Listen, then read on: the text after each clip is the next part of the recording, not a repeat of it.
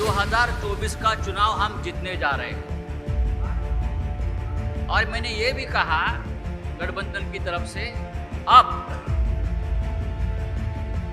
India को हराना मुश्किल ही नहीं नामुमकिन है।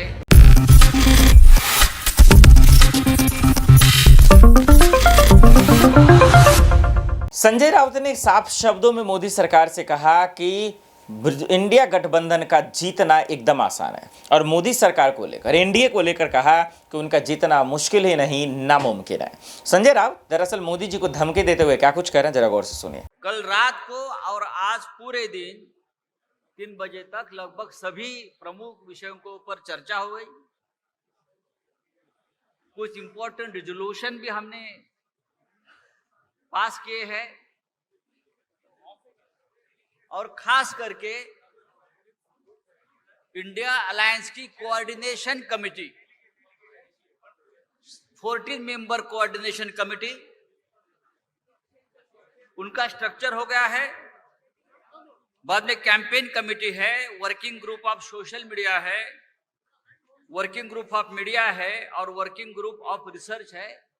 ये 4 प्रमुख कमेटी का भी गठन हुआ है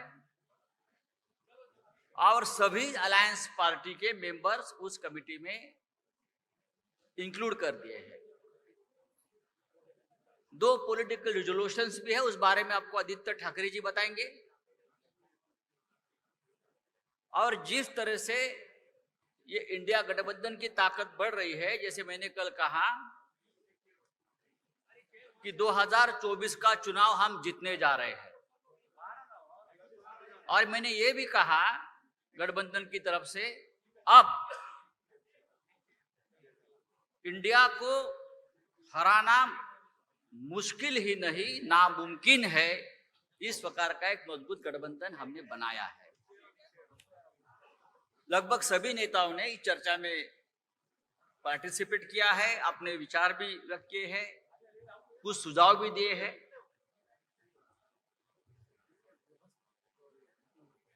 प्रमुख नेता आपसे डायलॉग करेंगे, उसके बाद आपके सवाल, बहुत ही सिलेक्टेड सवाल के जवाब दिया जाएगा। लेकिन ये आधा घंटे के ऊपर प्रेस कॉन्फ्रेंस नहीं चलेगी, आपको मैं बताना चाहता हूं। कमेटी का पूरा जो ब्यौरा है या पूरी कमेटी है, उसका लिस्ट आपको दी जाएगी, यहां पढ़ने की जरूरत नहीं है। लेकिन जो मेन कमेटी है, कोऑर्डिनेशन कमेटी, 14 मेंबर, सिर्फ उसके नाम में आपके सामने पढ़ लेता हूं। Shri KC Venugopal, Indian National Congress, Shri Sharad Pawar ji, NCP, Shri TR Baalu, DMK, Shri Hemant Soren, Jharkhand Mukti Morcha, Shri Sanjay Raut, Shiv Sena, Shri Tejashwi Yadav, RJD, Shri Abhishek Banerjee, TMC, Shri Raghav Chadha, already given, okay, print out already given. मुझे लगता है अब पढ़ने की जरूरत नहीं है। मैं अभी, यू आर नॉट रिसीव, तो ठीक है। Tejashwi Yadav RJD, Abhishek Banerjee TMC, Raghav Chadha AAP, Javed Ali Khan Samajwadi party, Lalan Singh Janata Dal United, D Raja CPI, Omar Abdullah National Conference, Mehbooba Mufti PDP, CPI का नाम आ जाएगा।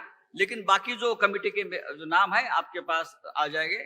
उन्होंने साफ शब्दों में कहा कि कुछ भी हो जाए, लेकिन इस बार इंडिया ही जीतेगा। दरअसल मुंबई में बैठक थी इन लोगों की और उसमें वो कमेंट्री कर रहे थे, एंकरिंग कर रहे थे, जो इस वक्त मैं कर रहा हूँ। फ़र्क ये है कि वो अपने पार्टी के लिए कर रहे थे, अपने गठबंधन के लिए, और मैं जो है दरअसल चैनल के लिए कर रहा हूँ।